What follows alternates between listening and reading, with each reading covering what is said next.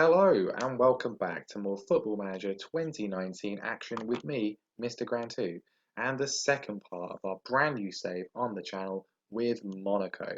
We aim to do as much as we possibly can to make them into a consistently top European club that doesn't just sell all their players straight away after one season of success.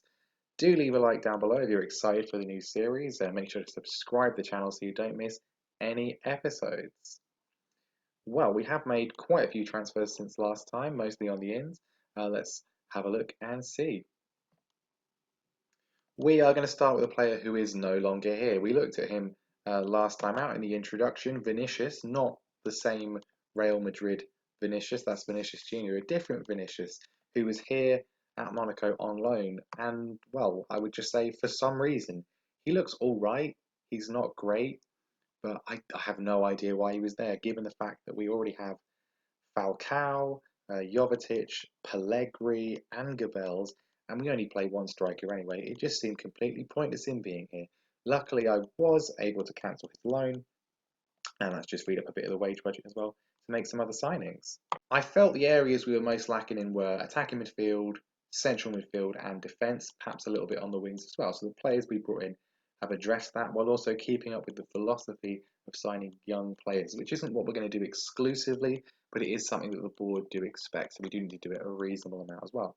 And I've just gone in full in for some of the cheap wonder kids you can get at the start of the game, starting with Pelayo Murillo, signed from Sporting Gijon for, I think we paid £800,000. That was his release clause. Indeed, we did. £800,000. Pretty good bargain. I mean, he's got a lot of 11s and 12s. He's not absolutely top class by any means yet, but a lot of potential, a lot of room to grow. He's going to be playing in the attacking midfield role. Can also play on the wings if we need him to. He's going to be sort of rotating in with Golovin so far this season, but a useful pickup, I think, for sure.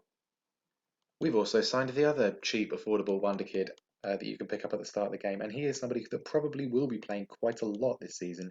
Our two main midfielders at the moment, Adrian Silva and Cesc Fabregas, they're kind of getting on a little bit, but this man certainly isn't. Sandro Tonali, one of the best, exciting young players in the game. He's pretty much ready to go in the first team straight away, as far as I'm concerned. Insane mentals, really, really solid technicals as well. Really excited to see how he develops. And then, well, perhaps not in keeping with the budget signings that we've made there. Tonali only cost us 4.3 million.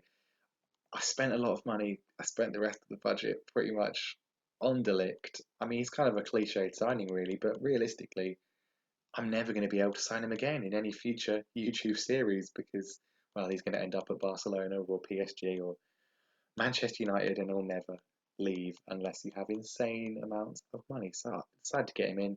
I mean, he's the kind of player who, realistically, you're not going to make a loss on. Now he's cheap. I mean, he's really, really cheap. Comparatively to the quality of player he is, we've only paid 29 million, and we're not paying all of that up front. It's mostly in instalments. But I mean, I don't need to talk through it, do I? He is. I'd say he's already world class. Certainly on the cusp of being world class. Um, when you get him at the start of the game, he's still only 18, which means he can qualify as a club trained player in 3 years if he stays for that long. Otherwise, we're going to sell him for an absolutely massive profit. So, yeah, no risk signing whatsoever. And he really helps with our aging defence because I think we do have some pretty good defenders, but, um, well, I mean, Glick is pretty good, but he is 30 and he's not the best when it comes to being a ball playing defender. Only got 11 passing, so we needed a bit of an upgrade there. Jemison seems okay. He's a bit younger, a bit more physically there, but again, not the best passer in the world. And I don't know, I'm not sure he's really that good. But then otherwise, we've got two other defenders. We've got Naldo, who attributes wise is pretty good, but he's 35. He can't really run anymore. Needed to replace him. And then Andrea Raggi, sort of similar thing. He's 34, not there physically, not there in terms of passing. So we definitely needed an upgrade there for sure. And Delict is definitely that player.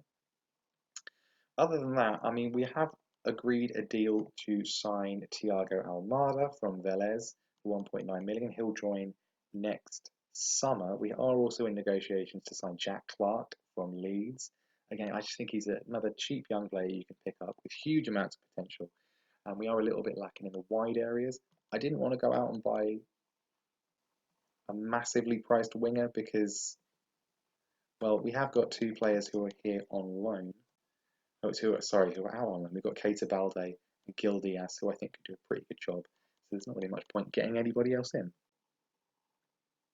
So we're going to begin our season against PSG in the Trophy des Champions, a chance for a trophy in our very first match in charge. Something I'd definitely like to have. Now, preseason's gone pretty well. Before we talk about the team, let's just have a quick look. I think we won all of our friendlies except for one.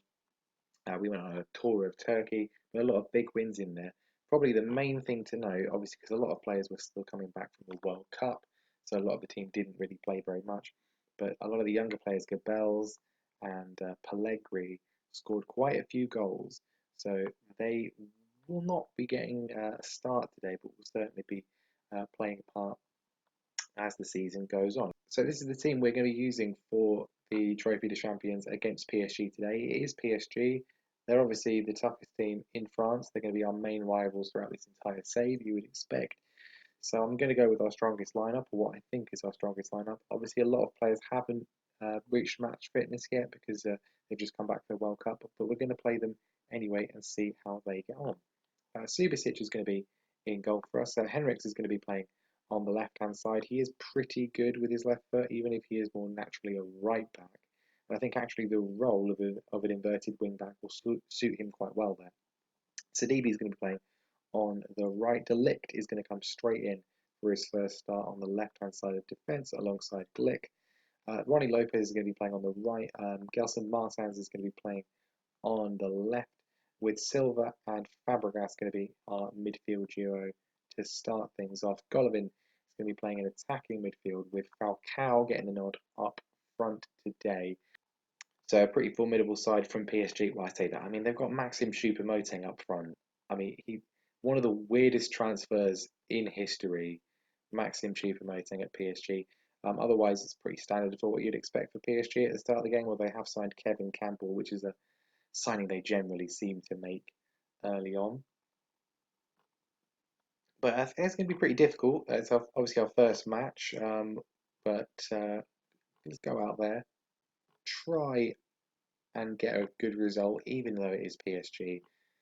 Probably the main team you'd expect us to not necessarily win against. The board expectations, obviously, we saw last time, they don't expect us to win the league. They want us to challenge for the league. They want us to put up a good fight and make sure we qualify for the Champions League. Obviously, considerably better than what Monaco did in real life. Early chance of PSG and Meunier puts it over the bar. But that's the kind of thing we're looking at. We're looking for Champions League qualification, hopefully a good run in the cups, maybe win them, hopefully get through to the knockout stages of the Champions League. We will be looking to win the league. We've got an early chance here. We will be looking to win the league at some point during the save, but not necessarily this year. Well, Fabregas plays the ball forward there, doesn't quite get it, and PSG looking to break. It's come out to Di Maria, and it's nearly when it fell to Choupo-Moting. I'm going to pause it. It's a little bit fast. Okay, PSG working it nicely. It's come to Choupo-Moting. I slagged him off at the start, and he's put a ball in. It's a poor header from Di Maria. Sorry, from De Ligt. It's gone to Di Maria, and the Argentines opened the scoring here. A poor header from De Ligt, and Di Maria slams it against the post, and it bounces in. Not the finest start from young Matthias de Ligt. We spent a lot of money on him. We know he's good, obviously, from real life. When he's not covered himself in glory there. Corner in from Verratti, and we could be 2-0 down, and we are. Adrien Rabiot, player who is going to be leaving PSG at the end of the season on a free transfer. A player we might look to pick up. Well, he's given PSG a 2-0 lead. Now, I mean, see, it's a tactic that most of the players haven't been particularly used to yet. A lot of them didn't play in the preseason friendlies. They only just come back from the World Cup, but not a great start so far. Ronnie Lopez, can he work something here? He can't. He's putting it wide now. So possible chance for us. Can we get a goal back before half time? That would be good. It's come out to Ronnie Lopez, and it's another wild shot. He's probably been one of our brighter players, but he's not really done anything. No one's really set themselves apart from the rest of the team. No one's really done anything of significant note. Well, halftime is here, and it's a very lackluster performance, you have to say. Is this game being played in China? The Shenzhen Stadium? It is. Well, okay, I guess they want more money. The French Super Cup being played in China. There we go. Well, I'm going to tell the boys I'm not in any way happy. I'm going to get a very shouty. They're not good enough. Not good enough. I don't want a season of struggle like Monaco had in real life. We need to see we can do better, and this would not be a good start. I think PSG just obviously are a better team. It's going to take a while to dethrone them, but a possible chance here. Golovin and Silva working it nicely. Fabregas, can he pick a pass to unlock it? It's come out to Gelson Martins, and he has scored. It's gone in off Thiago Silva, apparently. Didn't really see much of a deflection. Let's have a look on the replay, but Silva plays in Martins, and he's taking the shot. Well, he did a massive deflection, just bounced off Thiago Silva. He had no idea whatsoever, and we have got ourselves a goal back. I'm gonna make a change. Falcao hasn't really done anything. We're gonna put Pellegrini on because he's looked really good in pre-season. He is the future of this team in an attacking sense. Oh, corner in from Ronnie Lopez is saved by Buffon. We haven't really looked at the set piece takers yet. And now PSG looking to build from the back. Some good pressure from us, some good pressing. De Ligt has it. Not under too much pressure, but he's given the ball away. And PSG looking ominous again, coming forward. Draxler with the shot. Pretty easy save from Subasic in the end. Well, a possible late highlight. There's 3 minutes of added time, 2 minutes left. Will come out to Ronnie Lopez. He's found Chadley, forces a save from the aging Gianluigi Buffon, and now PSG breaking straight away. Di Maria, the opening goal scorer, puts a shot wide, and I think that's probably going to be it. Although there is one final highlight with 40 seconds left. We do have the ball. Can we build from the back? This is the style that we're going to be using. Silva, Bravo Torre.